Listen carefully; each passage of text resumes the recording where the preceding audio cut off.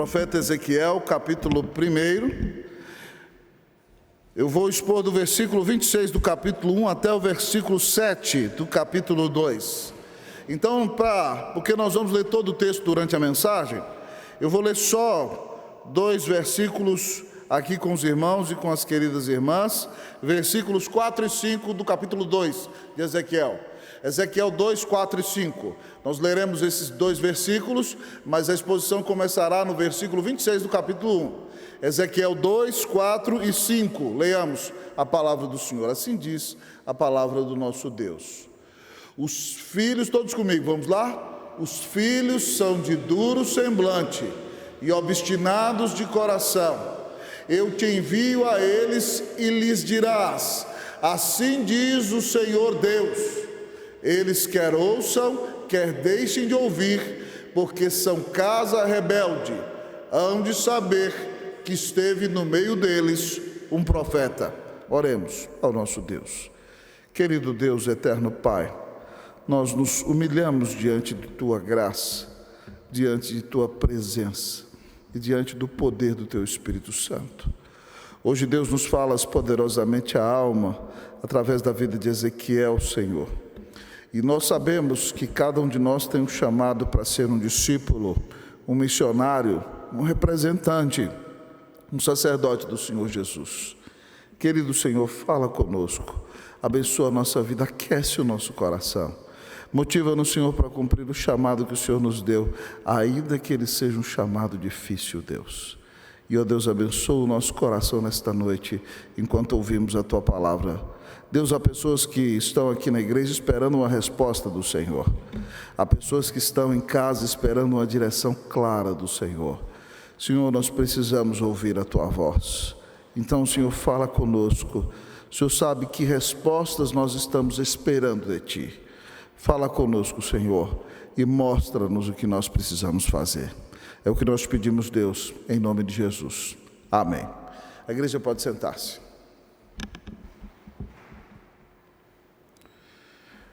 Queridos irmãos e irmãs, no ano de 1998, eu estava lá no seminário JMC ainda, e foi convidado, era missionário na África, o reverendo Ronaldo Lidore, para fazer uma palestra. Ele vinha com uma tuberculose óssea, e quando chegou veio nos visitar de muleta, muito quebrantado, com a saúde bem debilitada. E ele falava sobre tudo que Deus tinha feito através do seu ministério na África. E de repente, no meio da sua palestra, uma frase que aquele homem de Deus disse entrou como uma flecha no meu coração. Ele disse assim: a melhor coisa na vida de um servo de Deus é saber que ele é fiel ao seu Senhor. A melhor coisa na vida de um servo de Deus não são os seus diplomas, nem sequer a amplitude do seu ministério, nem o número de pessoas que ele alcança, mas a melhor coisa, a coisa mais importante na vida de um servo de Deus e de uma serva de Deus, é saber que pela graça de Deus, ele é fiel ao seu Senhor. No texto que nós lemos nesta noite, o Senhor chama o profeta Ezequiel para um ministério brilhante, mas um ministério intenso e muito difícil. O povo de Israel e de Judá, o povo de Judá foi levado ao cativeiro babilônico por seus pecados. Ezequiel ainda era um jovem sacerdote de 30 anos, quando Deus o chama. E ele é levado ao cativeiro na primeira deportação, no ano de 597 a.C., na mesma época que foi levado Daniel e seus amigos. Ezequiel não pode mais ser sacerdote no templo, vai ter que pregar no exílio. Lá ele prega, suas mensagens são bonitas. No capítulo 33, diz que o povo se reunia e dizia: vamos ouvir o pregador. Ele prega tão bem que a pregação dele parece como quem tange a harpa. Mas o Senhor diz que eles ouviam a pregação, mas não a colocavam em prática. E Ezequiel sofre tanto, que um dia a esposa dele morre, e Deus nem permite que ele chore, para mostrar que Deus estava levando o seu povo para o exílio e disciplinando o seu povo, e nem estava chorando por causa da dureza do coração do seu povo e dos seus muitos pecados. Ezequiel vai enfrentar anos muito difíceis, o povo vai resisti-lo. Mas o versículo 5 do capítulo 2 que nós lemos diz que ele tem que falar, quer eles ouçam ou quer deixem de ouvir, porque o povo de Deus era rebelde, mas eles saberiam que esteve no meio deles um profeta. Ainda que as pessoas não ouvissem, Ezequiel tinha que ser fiel e tinha que cumprir o seu chamado. Olhando para este texto no qual Deus se apresenta ao seu servo e o chama, o Senhor vai nos apresentar aqui as características de um missionário fiel. E são 5. Primeira delas, conhecimento. Segunda, capacitação. Terceira, consciência. Quarta, coragem. E quinta, comunicação. Entrando na primeira, então, primeira característica de um missionário fiel, conhecimento. Vamos ler versículos 26 a 28. Versículos 26 a 28. Eu leio o 26, vocês o 27, nós todos o 28. Por cima do firmamento que estava sobre a sua cabeça, havia algo semelhante a um trono, como uma safira. Sobre esta espécie de trono estava sentada a figura semelhante a um homem.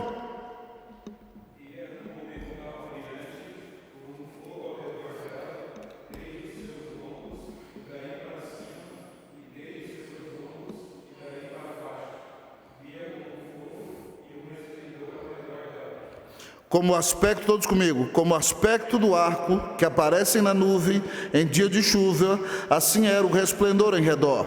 Esta era a aparência da glória do Senhor. Vendo isto, caí com o rosto em terra e ouvi a voz de quem falava. Ezequiel, quando vai cumprir esse ministério tão difícil, precisa ter um encontro com Deus. Precisa ter uma visão clara da glória do Senhor. Porque se ele não tiver uma visão clara de quem é o seu Deus e do poder do seu Deus, ele não terá forças em si mesmo para levar o seu ministério adiante. Então o Senhor mostra a ele uma visão da glória do Senhor. E essa pessoa que se manifesta em glória é a pessoa, segunda pessoa da Trindade, que depois seria nosso Senhor Jesus Cristo. E quando ele viu então por cima do firmamento no céu, havia um trono como que pedra de safira, e havia uma figura sentada no trono semelhante a um homem. Quando Ezequiel vai conhecer o Senhor, ele então conhece que o Senhor é soberano, que o Senhor está sentado no trono, mas também ele conhece que o Senhor é poderoso. O versículo de número 27 diz que essa figura de homem era como metal brilhante, o seu corpo brilhava como fogo ao redor dela, desde a cintura e daí para cima, e desde a cintura e daí para baixo. A manifestação do Senhor brilhava gloriosamente e havia como que um fogo saindo de Deus. Então ele mostra que Deus é o Deus do trono, mas Deus é o Deus do fogo. E fogo na Bíblia simboliza poder, simboliza também juízo. Deus ia julgar o povo que se afastasse dele, mas Deus tinha todo o poder para capacitar Ezequiel para cumprir a missão. Mas dessa visão que ele tem do Senhor, além de ver o Senhor sentado no trono, Deus soberano, além de ver o Senhor refletindo e cheio de fogo, mostrando o seu poder, ele vê por cima do trono do Senhor um arco. Versículo 28 diz que, como aspecto de arco que aparece na nuvem em dia de chuva, assim era o resplendor em redor. Esta era a aparência da glória do Senhor. Ezequiel vê um arco como um arco-íris. E você se lembra que quando Deus mandou o arco-íris pela primeira vez neste mundo, foi quando? Foi depois do dilúvio. Quando Deus disse a Noé que nunca mais ia destruir o mundo através de chuva e de inundações. E Deus botou no céu o arco-íris. O arco-íris não pertence ao movimento LGBT. O arco-íris é o sinal de um pacto de Deus, de que Ele nunca vai mais destruir este mundo por meio de água, por meio de enchente. Ele não vai acabar com toda a humanidade de uma vez por meio de água. Então o arco significa que Deus é fiel, que Deus cumpre as suas promessas. Preste atenção comigo aqui. Para fazer a obra de Deus, você precisa conhecer o seu Deus. Você precisa conhecer que o seu Deus está no trono. Nada foge à vontade dele. Você precisa reconhecer que o seu Deus é Deus de fogo. Ele tem todo o poder para queimar os seus inimigos, e o poder do Espírito Santo para capacitar você para fazer a obra. Mas Ele é o Deus do arco, Ele é o Deus da aliança, Ele é o Deus fiel, Ele é o Deus que cumpre a sua palavra, Ele é o Deus que cumpre as suas promessas. Se você conhece esse Deus maravilhoso, você vai enfrentar lutas como qualquer outra pessoa enfrenta, mas você não vai se desesperar. Porque você sabe que nem sequer um fio de cabelo cai da sua cabeça sem a permissão do Senhor. Ele está no trono, Ele é soberano. Você sabe que ainda que você não tenha capacidade nenhuma, o Espírito de Deus te dá poder e te capacita. E você sabe que Deus é fiel e vai cumprir todas as promessas que Ele fez para você. Quando nós conhecemos o nosso Deus, irmãos, então nós seremos missionários fiéis. É por isso que é extremamente importante, se nós queremos fazer missões, que a igreja conheça a Deus. Por que toda semana nós motivamos o povo para vir na reunião de oração da Unida? Para que o povo ouça o Espírito falando na palavra e para que o povo tenha comunhão com Deus. O Salmo 67 diz: seja Deus gracioso para conosco e nos abençoe e faça resplandecer sobre nós o seu rosto, para que se conheça na terra o seu caminho e entre todas as nações a sua salvação. O que o Salmo está dizendo? Que a melhor estratégia para fazer missões é o avivamento. É Deus se mostrando para o seu povo. Quando a igreja conhece a Deus, ela vai fazer a obra missionária. O próprio Simonton, que veio para o Brasil plantar a nossa igreja nesse país, foi tocado na cidade em que morava, na Pensilvânia, em Harrisburg, com um poderoso avivamento. Naquele avivamento, Simonton foi um dos membros que foi tocado por Deus e saíram da primeira igreja de Harrisburg para plantar a segunda igreja. E ali a chama missionária já começou a arder no seu coração. Ele foi para o seminário, depois de 3 anos veio para o Brasil e nós estamos aqui hoje, para a glória de Deus, 162 anos depois, colhendo os frutos do trabalho daquele servo do Senhor. Mas tudo porque ele conheceu a Deus. Gostaria de perguntar a você: você reconhece que o seu Deus é soberano? Você reconhece o poder do seu Deus? Você confia que Deus é fiel? Então, independentemente das circunstâncias que você enfrente, não se desespere, conheça o seu Deus. Ore ao Senhor. Estude a sua palavra, adore o Senhor, tenha comunhão com Ele. A primeira característica de um missionário fiel é o conhecimento. Minha oração todos os dias mais é: Senhor, eu quero conhecer-te mais. Eu quero conhecer-te mais. Lembra Moisés? Quando o Senhor falou que ia deixá-lo no deserto, ele falou assim: Senhor, se o Senhor não for conosco, não nos leves daqui. E o Senhor perguntou para ele: então o que você quer que eu faça por você, Moisés? Ele diz numa ousadia tremenda: eu te rogo que me mostres a sua glória.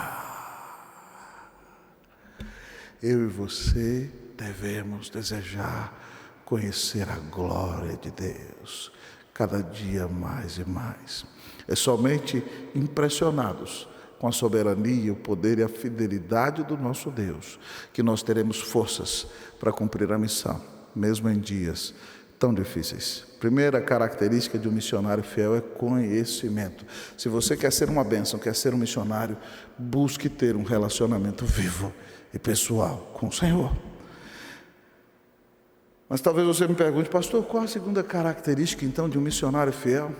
A segunda característica de um missionário fiel é a capacitação. Primeiro é o conhecimento, segundo é a capacitação. Vamos ler versículos 1 e 2 do capítulo 2. Vamos ler? Eu vou ler o 1, vocês o 2. Esta voz me disse: filho do homem, põe-te em pé e falarei contigo. Vocês o 2.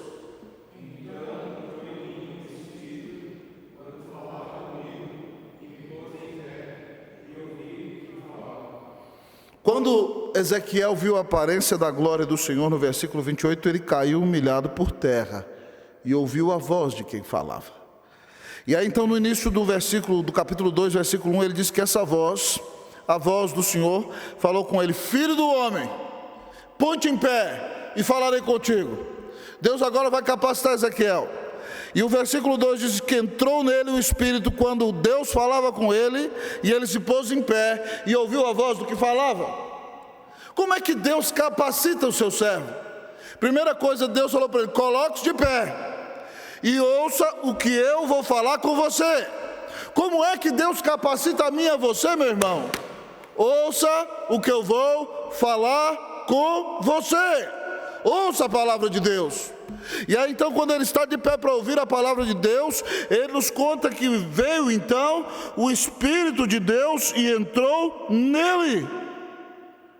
E ele ouviu a voz do que falava com ele. Como é que Deus nos capacita para fazer a obra dele? Deus nos capacita pela sua palavra e pelo seu Espírito. Você se coloca de pé para ouvir a palavra de Deus, e o Espírito de Deus que habita em você enche a sua vida do poder e da presença de Deus, e te capacita então a fazer a obra de Deus. Ezequiel, lá no capítulo 33, teve o seu chamado confirmado. Do capítulo 33, Deus diz para ele que ele era um atalaia. O atalaia era alguém que ficava de vigia no muro, para ver se o exército inimigo ia chegar. Então, se o exército inimigo viesse, o atalaia tocava a trombeta e avisava: pessoal, vamos nos preparar, o inimigo está vindo. Se o povo desse ouvidos, o povo estaria bem, e o atalaia estaria limpo do sangue do povo. Mas se o povo não desse ouvidos e ele pregasse a mensagem, ele estaria limpo, o povo seria culpado, porque não ouviu a voz do atalaia.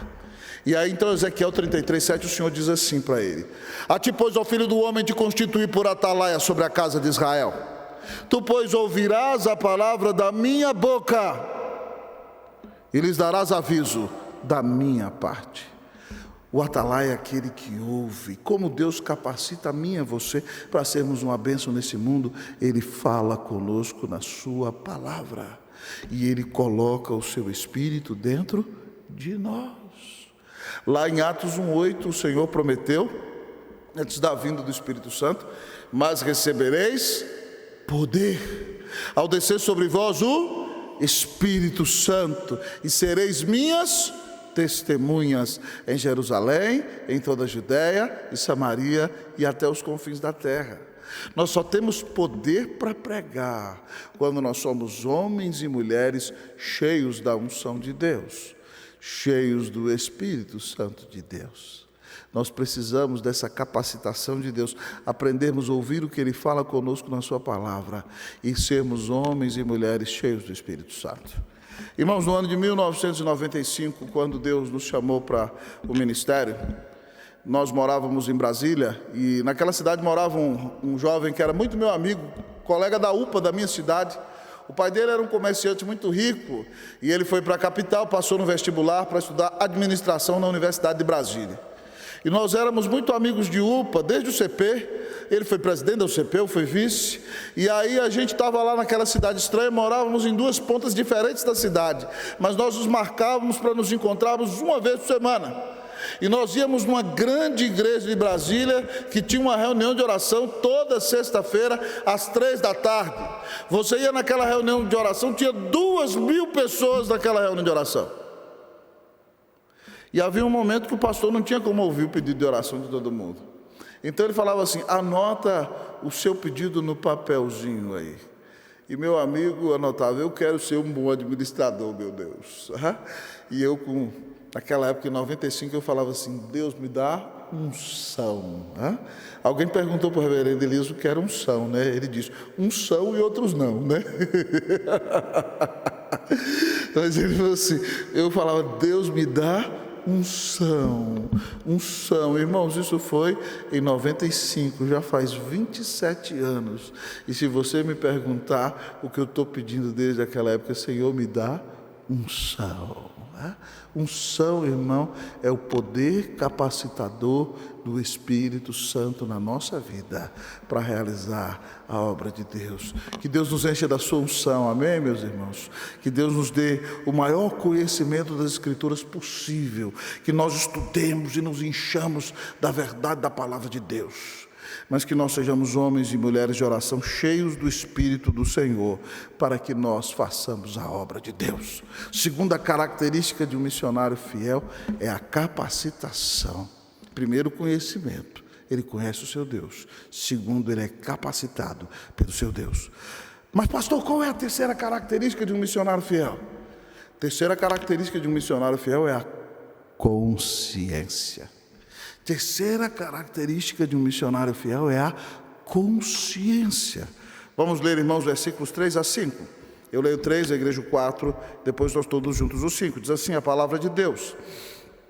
Ele me disse: filho do homem, eu te envio aos filhos de Israel, às nações rebeldes que se insurgiram contra mim.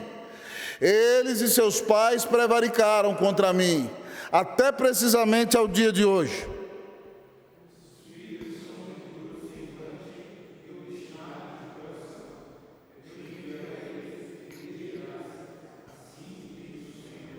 Todos os 5. Eles quer ouçam, quer deixem de ouvir, porque são casa rebelde, hão de saber que esteve no meio deles um profeta. O missionário precisa ter consciência, irmão, do campo no qual Deus o está colocando. E a coisa para Ezequiel não era fácil. Imagine Deus chamar você para pregar e falar assim: ó, eu vou chamar você para pregar para os filhos de Israel, para as nações rebeldes. Quais são as nações rebeldes? O que restava do reino do norte de Israel que se rebelou, e também o povo de Judá. O povo de Deus se dividiu em duas nações, e as duas nações se rebelaram, se revoltaram contra Deus. E aí diz o texto aqui: as nações rebeldes que se insurgiram. A palavra rebeldes, esse verbo insurgiram no hebraico, é a mesma palavra usada para rebeldes aqui no hebraico.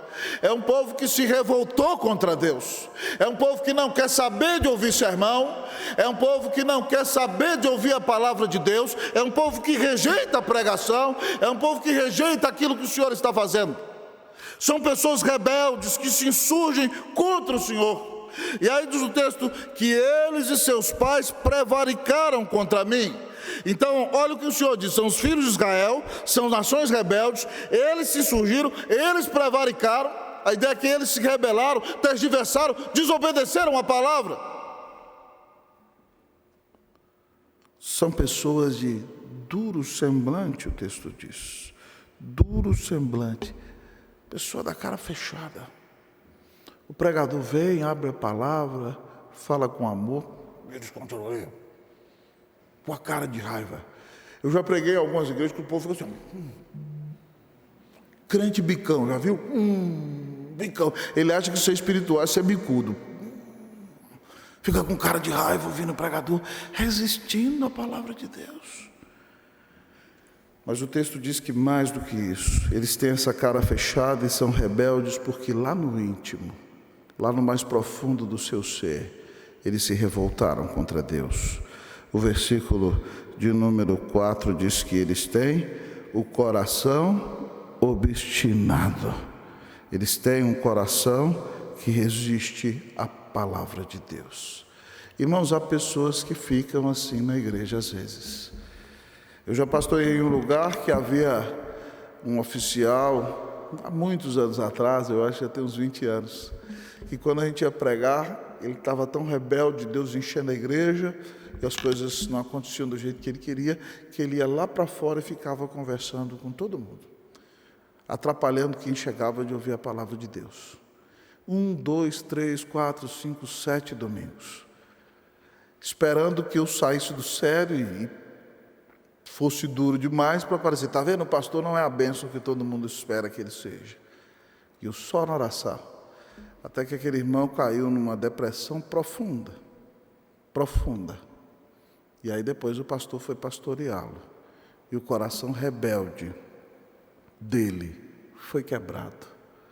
Mas sinceramente eu gostaria de dizer a você que é uma falta de inteligência resistir à palavra de Deus. Deus manda alguém pregar a palavra de Deus para você.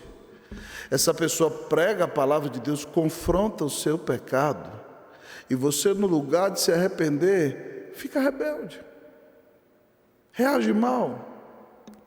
Preste atenção, você não está se rebelando contra a pessoa que está pregando a palavra de Deus, você está se rebelando contra Deus. É a mesma coisa de um filho quando se torna rebelde contra o seu pai.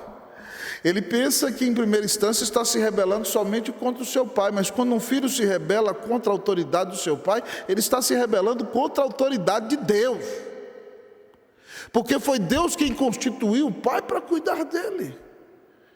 E você precisa entender que quando você for fazer a obra de Deus, você vai encontrar pessoas rebeldes, pessoas que prevaricam, pessoas que se insurgem, pessoas de cara fechada, pessoas de coração duro. Nós precisamos ter a consciência que nós vamos encontrar esse tipo de gente. É claro que você imagina que no campo missionário, lá onde o pastor Elias vai, lá na Índia, é natural encontrar gente assim. Pasme, dentro das nossas igrejas, nós encontramos pessoas assim. Pessoas que às vezes até têm cargos na igreja, duras, rebeldes, corações endurecidos. Elas não entendem que a rebelião delas não é contra quem prega a palavra. A rebelião delas é contra o Senhor. Você tem que estar preparado, sabe por quê? Porque Cristo, seu Senhor, foi rejeitado quando esteve nesse mundo. Cristo, seu Senhor, foi perseguido. Ele foi crucificado numa cruz. Eu gosto muito daquele texto quando o Senhor converte o apóstolo Paulo e manda Ananias ir orar por ele para que ele recupere a sua vista.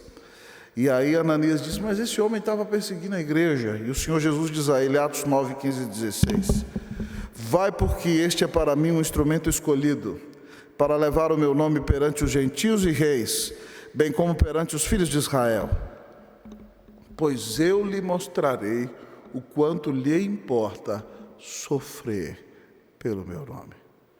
Paulo foi chamado para pregar o evangelho e para sofrer por causa do nome de Jesus.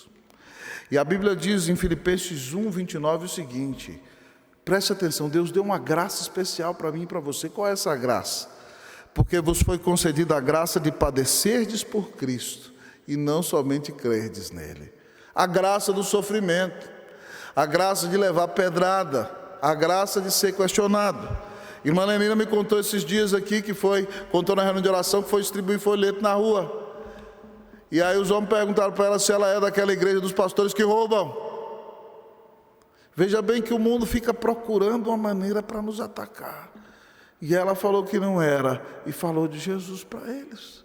Mas a Bíblia diz que nós vamos ser questionados, criticados e perseguidos por causa do nome de Jesus.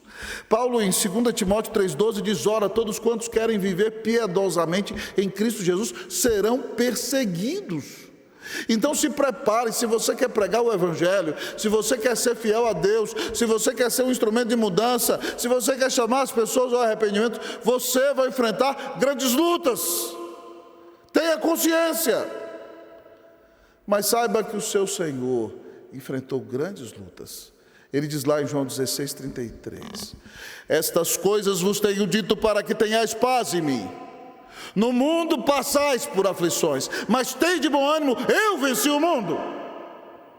O nosso Senhor venceu por nós. E se Ele deu a vida na cruz por nós, tendo consciência das dificuldades, nós vamos perseverar realizando a obra de Deus, para a honra e para a glória do nome de Jesus. Tenha consciência de que servir a Deus não é sombra e água fresca. Se você acha que é só fácil, que é leitinho, pãozinho no mel, aí vem a aprovação, você se assusta e sai correndo. Quando você serve a Jesus, você luta contra a carne, você luta contra o espírito desse mundo, você luta contra o diabo, mas o Senhor te dá vitória em Cristo Jesus. Tenha consciência e confie no Senhor para ser vitorioso no chamado que Ele te deu. Você é um missionário fiel? Você é uma missionária fiel? Você tem sido uma bênção nas mãos de Jesus? Pastor, quais são as características de um missionário fiel? Nós já vimos que a primeira é o conhecimento, a segunda a capacitação, a terceira é a consciência. Mas em quarto lugar, o texto da palavra de Deus nos diz que há uma quarta característica de um missionário fiel. E essa quarta característica de um missionário fiel é coragem. Qual, pastor, a quarta característica de um missionário fiel? Coragem. Vamos ler versículo de número 6.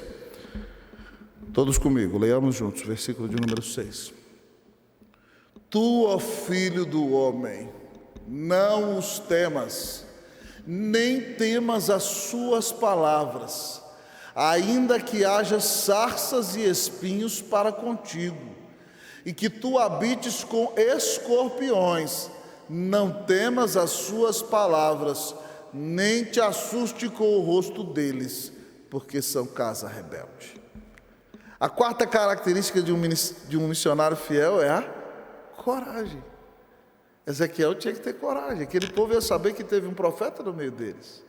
Mas para que eles soubessem isso, o Senhor disse para ele: tu, ó filho do homem, mostrando a humanidade de Ezequiel, não temas a eles. Outra coisa, nem tenha medo das suas palavras. Há pessoas que falam mal de nós, irmãos. Há pessoas que tentam nos destruir. E o Senhor nos diz que nós não devemos ter medo dessas pessoas. E que nós não devemos ter medo das suas palavras. O Senhor está conosco.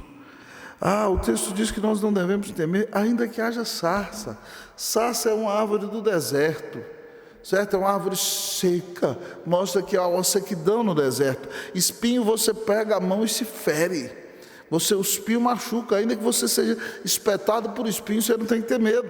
Mas o Senhor fala mais com Ezequiel: ainda que tu habites com escorpiões. Meu irmão, morar com escorpião não é fácil não. Eu lá em Brasília uma vez, quando nós estávamos vindo para a Unida, naquela época sabíamos, víamos, não víamos, trouxe Cleusa aqui em janeiro, já tinha pregado aqui na igreja em setembro, trouxe Cleusa e os meninos primeira vez em janeiro. Nós morávamos num bairro muito bom, não tinha mato perto da nossa casa. E quando a gente estava naquela expectativa, lá em janeiro, depois de vir aqui orando, pedindo a direção de Deus, a bênção de Deus, já tendo respondido que viríamos, a família tendo que adaptar o coração, Cleusa abre a porta do guarda-roupa do Davi e encontra um escorpião amarelo desse tamanho. Ela disse: tá bom, Senhor, vou embora, aleluia. Morar com escorpião não é fácil. Agora imagine, a gente acha o escorpião amarelo, nós chamamos a zoonose, foram tirar o escorpião, negócio complicado. Imagina você morar com escorpiões. O Senhor muitas vezes, quando nós o servimos, num sentido figurado, nos coloca do lado dos escorpiões. Mas eles não vão nos picar, porque o Senhor nos protege. E ainda que eles tentem, eles podem até picar, mas não vão nos matar, porque o Senhor é quem protege a nossa vida. Ele é quem nos abençoa. Por isso ele diz a Ezequiel: coragem, não temas as suas palavras, nem te assuste com o rosto deles. Gente da cara feia, crente bicão. A gente fica com a cara feia assim, senhora, parece que vai latir. Vai te morder, vai morder o pastor, misericórdia. Não é cachorro não, gente, é gente. Vamos tratar-nos com amor, mas você vai encontrar gente da cara fechada, gente mal encarada, gente difícil, gente enjoada. Não tenha medo de cara feia. É isso que o Senhor está falando para Ezequiel. Essas pessoas são casa rebelde. Nós precisamos confiar no nosso Deus. Se nós confiarmos no Senhor, nós teremos coragem para enfrentar todas as vicissitudes da nossa vida. Quando Paulo está preso em Jerusalém, 40 judeus fizeram um juramento de que não vão beber água nem comer nada se não matarem Paulo. Parece que tudo acabou. Atos 23:11 diz que o Senhor Jesus aparece na cela de Paulo, de noite, em Jerusalém. Se coloca ao lado dele. Eu imagino o Senhor abraçando ele e disse para ele: coragem, Paulo, porque do mesmo modo que você foi minha testemunha em Jerusalém, você vai ser também em Roma. O que nos dá coragem? A consciência de que Jesus está presente na nossa vida. A palavra dele que nos diz: coragem, não temas. E a confiança de que ele ainda tem muito ministério para nós. Ele ainda tem muita coisa para que nós façamos, para a honra e para a glória do nome de Jesus. Então, meu irmão, não tenha medo. Não tenha medo de cara feia. Não tenha medo de uma pessoa que te persegue. Não tenha medo de um vizinho chato que reclama que você é crente, que zomba de você, que te atrapalha, que bota uma música alta para te ofender. Não tenha medo, ore a Deus, coloque isso diante de Deus. Coragem, o Senhor está presente na sua vida. Coragem. Não tenha medo. Não tenha medo de alguém que persegue você dentro da sua casa. O Senhor te protege, Ele te abençoa, Ele cuida de você, Ele diz que nunca vai te deixar, que jamais vai te abandonar. Ah, meus queridos irmãos e irmãs, eu gosto muito do texto de Provérbios 28:1, que diz assim: fogem os perversos sem que ninguém os persiga, mas o justo é intrépido como leão. Uau! Uau! Nós somos como o leão. Foge os perversos. Perverso vê uma folha cair no chão, sai gritando de medo. Mas o justo é intrépido como o leão. Coragem, meu irmão, seja fiel. O Senhor está ao seu lado, minha irmã. É Ele quem abençoa a obra e cuida de você. Coragem em nome de Jesus. Amém. Quarta característica de um missionário fiel é a coragem. Que Deus faça de nós homens e mulheres corajosos. Em nome de Jesus. Amém. Pastor, nós já vimos 4 características de um missionário fiel: conhecimento, capacitação, consciência e coragem. Qual será a última característica de um missionário fiel? A última característica de um missionário fiel é a comunicação. Última característica de um missionário fiel é a comunicação. Versículo de número 7. Versículo de número 7. Vamos ler todos comigo. Apesar de todo esse conflito com essa casa rebelde, o que tem que acontecer com Ezequiel? Vamos lá? Mas tu lhes dirás as minhas palavras, quer ouçam, quer deixem de ouvir, pois são casa rebelde.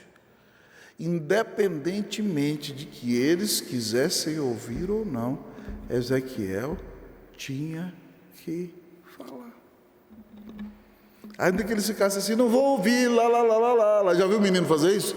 Eu sou pai de menino pequeno, e de repente, quando eles eram menores, os dois estavam discutindo: não vou ouvir, lá. Fica assim fazendo assim um com o outro.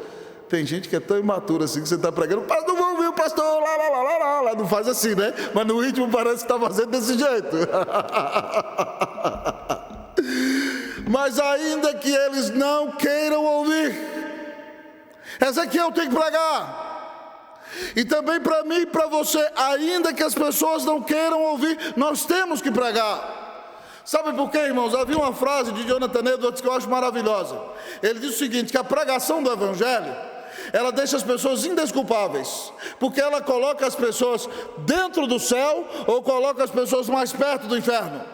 Toda vez que a palavra de Deus é pregada, ou as pessoas são colocadas mais perto do céu, ou elas são colocadas mais perto do inferno. Porque se elas ouvem a palavra de Deus, se arrependem e creem, elas recebem a salvação e têm um lugar garantido no céu. Mas se elas ouvem a palavra de Deus e rejeitam a palavra do Senhor, então elas estão caminhando a passos largos para o inferno.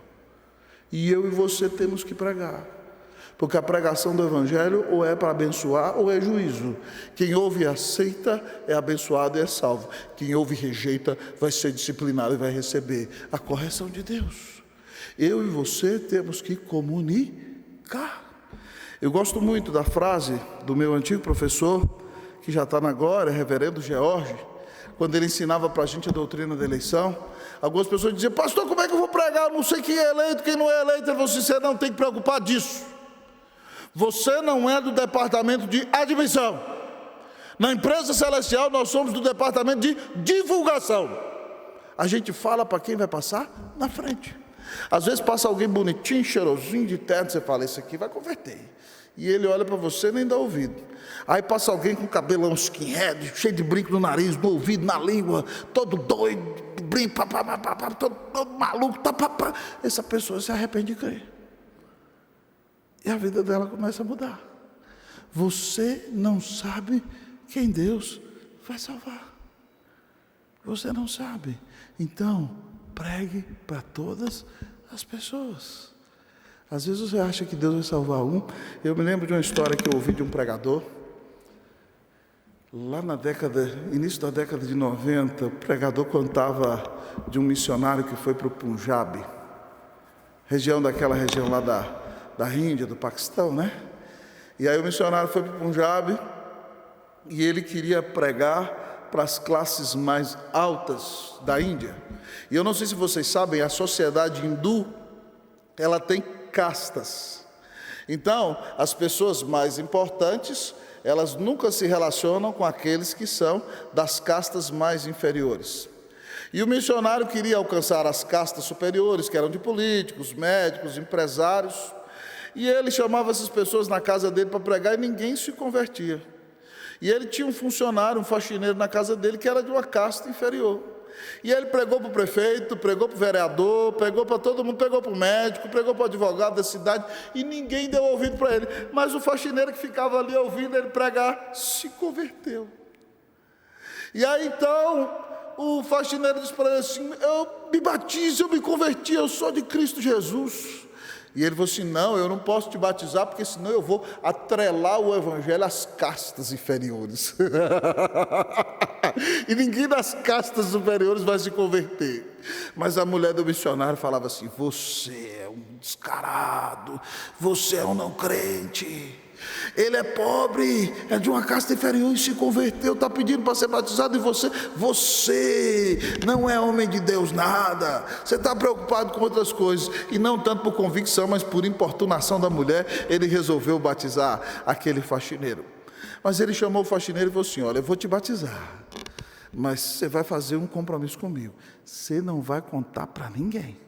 O faxineiro estava doido para ser batizado, tinha crido em Jesus, ele topava tudo, falou: tá bom, não vou falar para ninguém.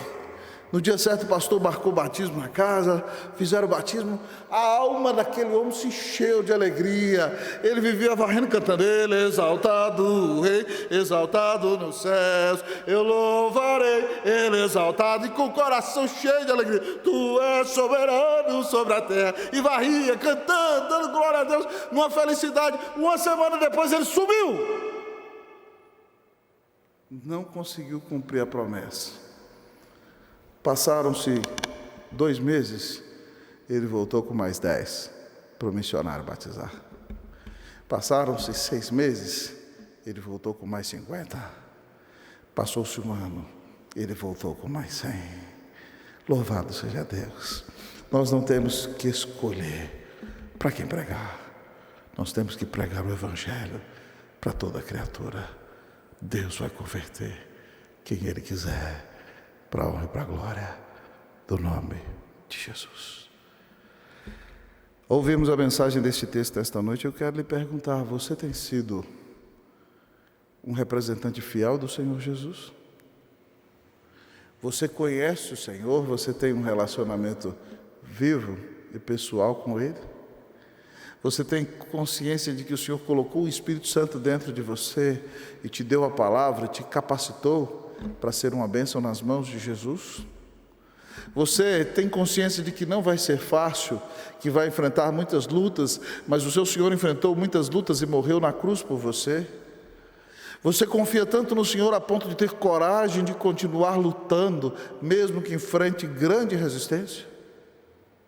Você tem aberto a sua boca para comunicar a seus amigos, a seus familiares, a seus vizinhos, que a salvação somente em Jesus, que nos amou e deu sua vida na cruz para nos salvar, e que todo aquele que se arrepender e crer que Jesus Cristo é o Filho de Deus, receberá de graça a salvação e a vida eterna? Que o Senhor tenha misericórdia de nós, que o Senhor faça de nós missionários fiéis, que Deus te dê a bênção de conhecê-lo mais, que você saiba que o Espírito e a palavra do Senhor te capacitam, que você, para a honra e para a glória do Senhor Jesus, tenha consciência de que não vai ser fácil, mas que você seja um homem, uma mulher cheia de coragem, e que você abra a sua boca e pregue o Evangelho, e Cristo vai te usar para a honra e para a glória do nome de Jesus. Que Deus te abençoe poderosamente, que Ele faça de você um missionário e uma missionária fiel, em nome de Jesus. Que Deus desperte nesta igreja homens e mulheres fiéis, que dedicam a sua vida para pregar o Evangelho daquele que nos amou e deu sua vida na cruz para nos salvar. Que Deus faça de nós missionários fiéis, em nome de Jesus, amém.